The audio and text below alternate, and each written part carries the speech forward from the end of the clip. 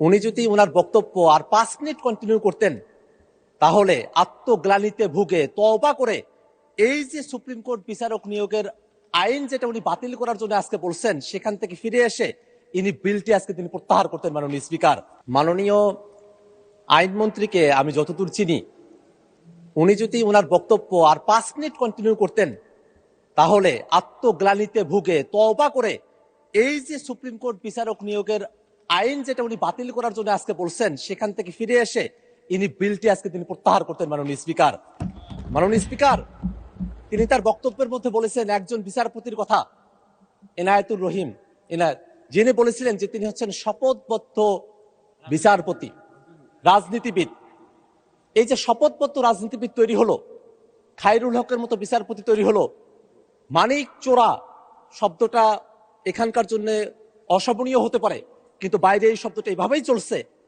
এই যে বিচারপতি হলো, এই যে মালিকের মতো লোক, খায়রুল হকের মতো লোক, শপথবদ্ধ রাজনীতিবিদের মতো লোক যারা বিচারপতি হলেন, সেই সব বিচারপতিদের সম্পর্কে তিনি বলেছেন যে আমাদের সুপ্রিম কোর্টের যারা বিচারপতি আছেন তারা কনস্টিটিউশনালি প্রোটেক্টেড, সমস্ত ক্ষমতা থাকা সত্ত্বেও তারা কিভাবে রাতের আলোতে মোমবাতি জ্বালিয়ে বিচার কার্য পরিচালনা করলেন, কিভাবে বেগম খালেদা জিয়াকে তারা অতিরিক্ত সাজা দিলেন এবং কিভাবে বাংলাদেশের বিচার ব্যবস্থাকে তারা ধ্বংস করলেন, সেই ফিরিস্তি যিনি তখন গাইছিলেন, তখন আমার মনে হচ্ছিল তিনি আর 5টা মিনিট সময় যদি পেতেন তাহলে তিনি এর গোড়ার সংকট তিনি অনুধাবন করতে পারতেন। মাননীয় স্পিকার, এর গোড়ার সংকটটা হচ্ছে মাননীয় স্পিকার বিচারপতি নিয়োগের সময়টাতে। মাননীয় স্পিকার, মাননীয় স্পিকার, আপনি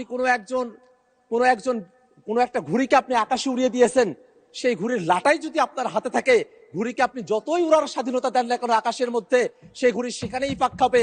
আপনি যখন টান দিবেন তখন আপনার কাছেই ফিরে আসবে। এই বিচারপতি নিয়োগের যে বিধানগুলো বাংলাদেশে আছে অতীতে, সেই বিধানে এই ধরনের একটা পরিস্থিতি তৈরি হয়ে আছে। মাননীয় স্পিকার, কারণ এই বিচারপতি নিয়োগের ব্যাপারে সংবিধানের 95 অনুচ্ছেদের মধ্যে বলা হয়েছে বিচারপতি নিয়োগ দেবেন রাষ্ট্রপতি প্রধান বিচারপতির সঙ্গে পরামর্শক্রমে।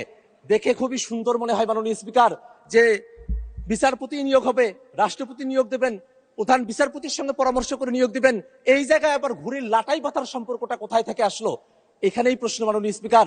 কারণ বাংলাদেশের সংবিধানের 48 দিনের মধ্যে বলা আছে রাষ্ট্রপতি মাত্র প্রধানমন্ত্রীর নিয়োগ এবং প্রধান বিচারপতির নিয়োগ, এই দুইটা বাদে অন্য যত কার্যক্রম তিনি সম্পন্ন করবেন, অর্থাৎ প্রধান বিচারপতি ব্যতি রেখে সুপ্রিম কোর্টের অ্যাপিলেট ডিভিশন এবং হাইকোর্ট ডিভিশনের যত বিচারপতি নিয়োগ দিবেন, সেই বিচারপতিগুলো নিয়োগ দেওয়ার সময়টাতে তাকে অবশ্যই সংবিধানের 48(3) অনুচ্ছেদ অনুযায়ী প্রধানমন্ত্রীর পরামর্শক্রমে তাকে সেটা করতে হবে। মাননীয় স্পিকার, এই কারণে 95 এর মধ্যে রাষ্ট্রপতি প্রধান বিচারপতির কাছ থেকে পরামর্শ নেওয়ার যে বিধানের কথা বলা হয়েছে, সেই বিধানটা 48 দিনে যখন যায় তখনই গিয়ে শপথবদ্ধ রাজনীতিবিদের মতো মানিক চোরার মতো ব্যক্তিরা, ওই হাসিনার দ্বারা তখন তারা বিচারপতি নিয়োগ হয়েছিল।